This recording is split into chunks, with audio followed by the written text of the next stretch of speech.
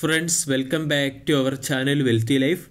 December 28 global മാർക്കറ്റുകളിലെല്ലാം ഒരു positive sentiment ആണ് കാണാൻ സാധിക്കുന്നത്. SGX നിഫ്റ്റി 73 പോയിന്റ് ഉയർന്ന് 17179 എന്ന ലെവലിലാണ് ട്രേഡ് ചെയ്യുന്നത്. ജപ്പാന്റെ മാർക്കറ്റായ നിക്കി 225 എന്ന മാർക്കറ്റിൽ നമ്മൾക്ക് 304 പോയിന്റിന്റെ റാലി കാണാൻ സാധിക്കുന്നുണ്ട്. അമേരിക്കൻ മാർക്കറ്റ് നോക്കുകയാണെങ്കിലും യൂറോപ്യൻ മാർക്കറ്റ് നോക്കുകയാണെങ്കിലും ഇവിടെയെല്ലാം ഒരു പോസിറ്റീവ് അല്ലെങ്കിൽ ഒരു ബൈയിങ് സെന്റിമെന്റ് ആണ് കാണാൻ സാധിക്കുന്നത്. നാസ്ഡാക്ക് 1.39% ഉയർന്നു. CAC, ഡാക്സ് പോലുള്ള യൂറോപ്യൻ എക്സ്ചേഞ്ചുകളെല്ലാം ഒരു പോസിറ്റീവ് എൻഡോട് കൂടിയ ക്ലോസിംഗ് ആണ് നൽകിയത്. ഏഷ്യ പസഫിക് മാർക്കറ്റ് നോക്കുകയാണെങ്കിലും അവിടെയെല്ലാം നമ്മൾക്ക് ഒരു ബ്രോഡ് പോസിറ്റീവ് മൊമെന്റമാണ് കാണാൻ സാധിക്കുന്നത്. ഇതേ ഒരു പോസിറ്റീവ് മൊമെന്റം കഴിഞ്ഞ ദിവസം ഇന്ത്യൻ മാർക്കറ്റിലും കാണാൻ സാധിച്ചു. സെൻസെക്സിൽ നമ്മൾക്ക് 295 പോയിന്റിന്റെ വർധനവും, നിഫ്റ്റിയിൽ 82 പോയിന്റിന്റെ വർധനവും, നിഫ്റ്റി ബാങ്കിൽ 200 പോയിന്റിന്റെ വർധനവും, മിഡ് ക്യാപ്പിൽ 130 പോയിന്റിന്റെ വർധനവും നമ്മൾക്ക് കാണാൻ സാധിച്ചു. കൂടാതെ അഡ്വാൻസ് ഡിക്ലൈൻ റേഷ്യോ നോക്കുകയാണെങ്കിൽ 1079 സ്റ്റോക്കുകൾ ബൈയിങ് സൈഡിലും 814 സ്റ്റോക്കുകൾ സെല്ലിംഗ് സൈഡിലുമായിരുന്നു. ഫോറിൻ ഇൻസ്റ്റിറ്റ്യൂഷണൽ ഇൻവെസ്റ്റേഴ്സ് കഴിഞ്ഞ ദിവസവും സെല്ലിംഗ് തന്നെയാണ് നടത്തിയത്. 1038 കോടി രൂപയുടെ സെല്ലിംഗ് ആണ് ഫോറിൻ ഇൻസ്റ്റിറ്റ്യൂഷണൽ ഇൻവെസ്റ്റേഴ്സ് നടത്തിയത്. അതേസമയം ഡൊമസ്റ്റിക് ഇൻസ്റ്റിറ്റ്യൂഷണൽ ഇൻവെസ്റ്റേഴ്സ് 955 കോടി രൂപയുടെ ബൈയിങ് നടത്തി. ഇന്നലെ നമ്മൾക്ക് മികച്ച ബൈയിങ് കാണാൻ സാധിച്ചത് ക്വാളിറ്റി ബാങ്കായ കോട്ടക് ബാങ്കിലും അതുപോലെ തന്നെ IT സെക്ടറിലെ സ്റ്റോക്കായ ടെക് മഹീന്ദ്രയിലുമായിരുന്നു. ഈ രണ്ട് സ്റ്റോക്കുകളിലും മികച്ച പെർഫോമൻസ് നമ്മൾക്ക് കാണാൻ സാധിച്ചു. അതുകൂടാതെ റെഡ്ഡി ലാബ്, സിപ്ല തുടങ്ങിയ സ്റ്റോക്കുകളിലും നമ്മൾക്ക് 2% വർധനവ് കാണാൻ സാധിച്ചു. അതേസമയം ഇൻഡസ്ഇൻഡ് ബാങ്ക്, അതായത് RBL ബാങ്കിൽ ഉണ്ടായിരിക്കുന്ന ഒരു നെഗറ്റീവ് സെന്റിമെന്റ് താരതമ്യേന വീക്ക് ഫണ്ടമെന്റൽസ് ഉള്ള ഇൻഡസ്ഇൻഡ് ബാങ്കിലും ഒരു സെല്ലിംഗ് പ്രഷറിന് കാരണമാകുന്നുണ്ട്. കൂടാതെ ONGC, ബ്രിട്ടാനിയ, ഹിൻഡാൽകോ തുടങ്ങിയ സ്റ്റോക്കുകളിൽ നമ്മൾക്ക് കഴിഞ്ഞ ദിവസം സെല്ലിംഗ് പ്രഷർ കാണാൻ സാധിച്ചു. കോമഡിറ്റി മാർക്കറ്റ് നോക്കുകയാണെങ്കിൽ ക്രൂഡ് ഓയിലിലും നാച്ചുറൽ ഗ്യാസിലും ബൈയിങ് തിരിച്ചു വന്നിട്ടുണ്ട്. ക്രൂഡ് ഓയിലിൽ 2.51% ബൈയിങ്ങും നാച്ചുറൽ ഗ്യാസിൽ 6.55% ബൈയിങ്ങുമാണ് വന്നിരിക്കുന്നത്. ഇതൊരു ഗ്ലോബൽ പോസിറ്റീവ് സെന്റിമെന്റിനെയാണ് സൂചിപ്പിക്കുന്നത്. അതോടൊപ്പം തന്നെ ഗോൾഡ്, സിൽവർ എന്നിവയിലെല്ലാം ഫ്ലാറ്റ് എൻഡോട് കൂടിയ ട്രേഡിംഗ് ആണ് നടക്കുന്നത്.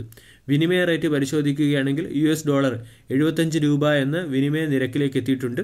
ഇത് രൂപയെ സംബന്ധിച്ചിടത്തോളം ഒരല്പം ആശ്വാസകരമായ വിനിമയ നിരക്കാണ്.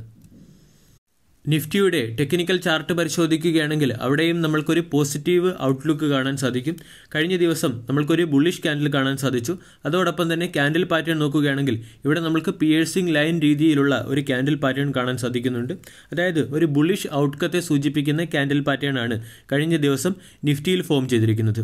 മാർക്കറ്റ് സെന്റിമെന്റ് പരിശോധിക്കുകയാണെങ്കിലും പോസിറ്റീവ് മാർക്കറ്റ് സെന്റിമെന്റ് ആണ് കാണാൻ സാധിക്കുന്നത്. അതായത് ഇൻട്രാഡേ ചാർട്ട് നമ്മൾ പരിശോധിക്കുകയാണെങ്കിൽ നിഫ്റ്റിയിൽ കഴിഞ്ഞ ദിവസം ഒരു ഗ്യാപ് ഡൗൺ ഓപ്പണിംഗ് ഉണ്ടായിട്ട് കൂടിയും മാർക്കറ്റ് അവസാനിക്കുന്നതുവരെയും ബൈയിങ് നമ്മൾക്ക് കാണാൻ സാധിച്ചു.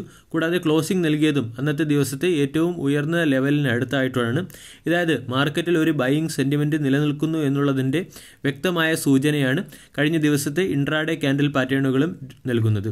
അതുകൂടാതെ മാർക്കറ്റിലെ മറ്റൊരു പ്രധാന സെന്റിമെന്റ് 16,800 മുതൽ 17,000 വരെയുള്ള സോൺ മാർക്കറ്റിനെ സംബന്ധിച്ചിടത്തോളം ഒരു ഡിമാൻഡ് സോണായി മാറിക്കഴിഞ്ഞു എന്നുള്ളതാണ്. കഴിഞ്ഞ ദിവസം നമ്മൾ നോക്കുകയാണെങ്കിലും 16,800-ലും 16,900, 17,000 ലെവലുകളിലെല്ലാം മികച്ച ബൈയിങ് നമ്മൾക്ക് കാണാൻ സാധിച്ചു. അതുകൊണ്ട് വരുന്ന സമയങ്ങളിൽ മാർക്കറ്റിൽ ഒരല്പം റേഞ്ച് ബൗണ്ട് മൂവ്മെന്റ് പ്രതീക്ഷിക്കാവുന്നതാണ്. 16,800 മുതൽ 17,300 വരെയുള്ള റേഞ്ചിനിടയിലുള്ള മൂവ്മെന്റ് ആയിരിക്കും നമ്മൾ മാർക്കറ്റിൽ എക്സ്പെക്ട് ചെയ്യേണ്ടത്. ഇന്നത്തെ ട്രേഡിംഗ് സെഷൻ ആവശ്യമായ നിഫ്റ്റിയുടെ പ്രധാന സപ്പോർട്ട് നോക്കുകയാണെങ്കിൽ 16,900, 16,800 എന്നീ സപ്പോർട്ട് സോണുകളാണ് കാണാൻ സാധിക്കുന്നത്.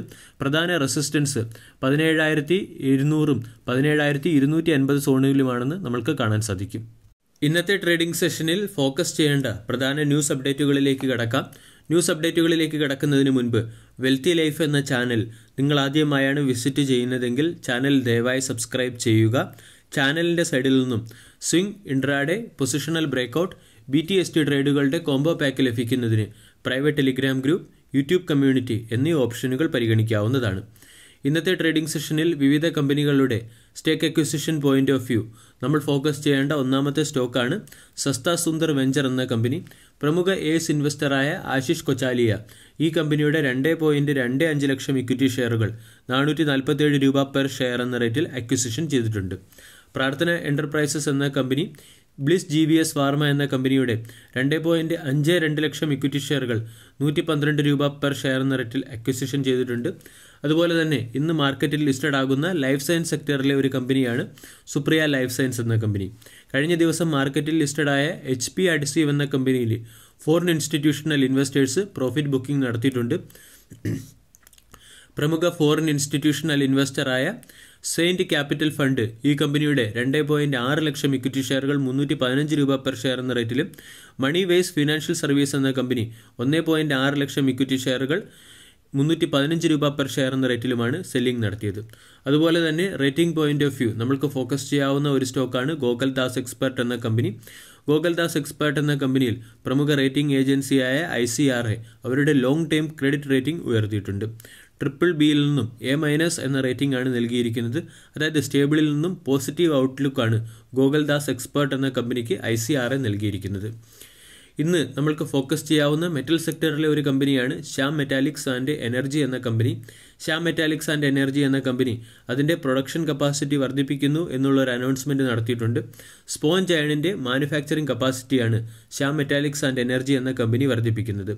1.39 മില്യൺ ടൺ പെർ ആനത്തിൽ നിന്നും 1.67 മില്യൺ ടൺ പെർ ആനം എന്ന റേറ്റിലേക്കാണ് പ്രൊഡക്ഷൻ കപ്പാസിറ്റി വർദ്ധിപ്പിക്കുന്നത്. അതുകൂടാതെ നമ്മൾക്ക് ഫോക്കസ് ചെയ്യാവുന്ന മറ്റൊരു സ്റ്റോക്കാണ് മഹാരാഷ്ട്ര സീംലെസ് എന്ന കമ്പനി. മഹാരാഷ്ട്ര സീംലെസ് എന്ന കമ്പനിക്ക് PSU സെക്ടറിലെ കമ്പനികളിൽ നിന്നും 150 കോടി രൂപയുടെ വർക്ക് ഓർഡർ ലഭിച്ചിട്ടുണ്ട്. അതായത് സീംലെസ് പൈപ്പുകൾ സപ്ലൈ ചെയ്യുന്നതിന് വേണ്ടിയുള്ള ഒരു വർക്ക് ഓർഡറാണ് മഹാരാഷ്ട്ര സീംലെസ് എന്ന കമ്പനിക്ക് ലഭിച്ചിരിക്കുന്നത്. ഇൻഫ്രാസ്ട്രക്ചർ സെക്ടറിലെ GR ഇൻഫ്ര പ്രോജക്റ്റ് എന്ന സ്റ്റോക്കിനെയും നമ്മൾക്ക് ഫോക്കസ് ചെയ്യാവുന്നതാണ്. പൂർവാഞ്ചൽ എക്സ്പ്രസ് ഹൈവേയുടെ provisional completion certificate GR infra project എന്ന കമ്പനിക്ക് ലഭിച്ചിട്ടുണ്ട്. ഇത് ഈ സ്റ്റോക്കിനെ സംബന്ധിച്ചിടത്തോളം ഒരു പോസിറ്റീവ് ന്യൂസാണ്. അതുകൂടാതെ നമ്മൾക്ക് ഫോക്കസ് ചെയ്യാവുന്ന മറ്റൊരു സ്റ്റോക്കാണ് സീമെൻസ് എന്ന കമ്പനി. സീമെൻസ് എന്ന കമ്പനി ടാറ്റ ഗ്രൂപ്പിലെ TRIL അർബൻ ട്രാൻസ്പോർട്ട് എന്ന കമ്പനിയുമായി ചേർന്ന് ഒരു ജോയിൻറ്റ് വെഞ്ചർ കമ്പനി രൂപീകരിച്ചിട്ടുണ്ട്. പൂനെ മെട്രോ കോറിഡോർ ഡെവലപ്മെൻറ്റിന് വേണ്ടിയുള്ള ഒരു ജോയിൻറ്റ് വെഞ്ചർ കമ്പനിയാണ് ഈ രണ്ട് കമ്പനികളും ചേർന്ന് രൂപീകരിച്ചിരിക്കുന്നത്. ഈ പുതിയ കമ്പനിയുടെ പേര് Pune IT city metro rail limited എന്ന കമ്പനിയാണ്. ഇന്നത്തെ ട്രേഡിംഗ് സെഷനിൽ നമ്മൾക്ക് ഫോക്കസ് ചെയ്യാവുന്ന മറ്റൊരു സെക്ടറാണ് ഹോട്ടൽ ആൻഡ് ഹോസ്പിറ്റാലിറ്റി സെക്ടർ.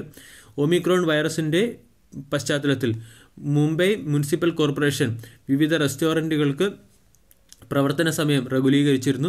പക്ഷേ ലേറ്റസ്റ്റ് ന്യൂസ് അപ്ഡേറ്റ് നമ്മൾ പരിശോധിക്കുകയാണെങ്കിൽ റെസ്റ്റോറൻറ്റുകൾക്ക് രാത്രി 12 മണിവരെ പ്രവർത്തിക്കാനുള്ള പെർമിഷൻ BMC നൽകിയിട്ടുണ്ട്.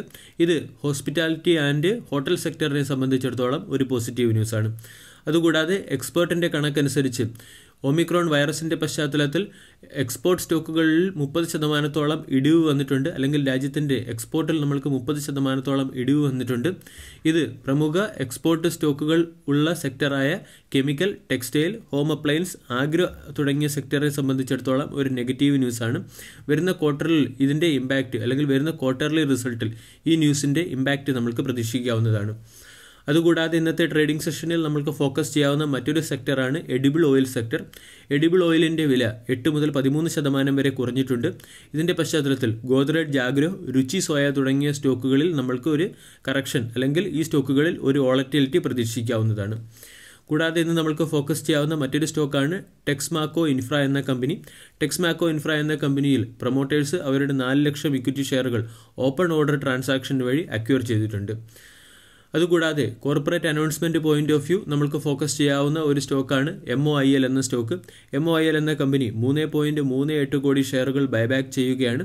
205 രൂപ പെർ ഷെയർ എന്ന റേറ്റിലുള്ള ബൈബാക്കാണ് MOIL എന്ന കമ്പനിയിൽ കാണാൻ സാധിക്കുന്നത്. വീഡിയോ എല്ലാവർക്കും ഇഷ്ടമായി എന്ന് വിശ്വസിക്കുന്നു. Thank you.